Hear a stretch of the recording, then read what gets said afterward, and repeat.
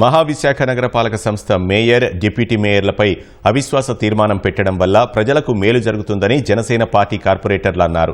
ఎవరు ఎన్ని జిమ్మిక్కులు చేసినా విశాఖ మేయర్ పదవి కూటమిదేనని తేల్చి చెప్పారు.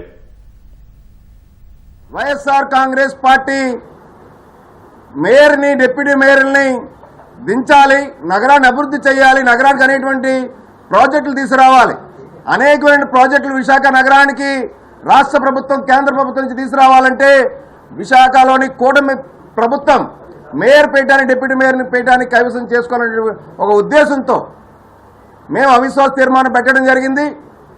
అవిశ్వాస తీర్మానం పెట్టిన నాటి నుండి కూడా జనసేన పార్టీకి ఉన్నటువంటి 11 మంది కార్పొరేటర్లు కూడా ముక్త కంఠంతో ఏకవాక్య తీర్మానంగా మా పార్టీ అధినాయకులు, జనసేన పార్టీ అధినాయకులు శ్రీ పవన్ కళ్యాణ్ గారు ఆదేశాల మేరకు మేమందరూ కూడా నడుచుకుంటామని చెప్పి త్రికరణ శుద్ధిగా ఆయన ఏం ఆదేశిస్తే విశాఖ నగర ప్రజల ఉద్దేశంతో విశాఖ నగరపాలక సంస్థలో మా పాత్ర ఏ విధంగా ఉండబోతుందన్నది మా అధ్యక్షులు శ్రీ పవన్ కళ్యాణ్ గారు దిశాదశ మాకు నిర్దేశిస్తారని చెప్పి కూడా తెలియజేస్తా ఉన్నాం.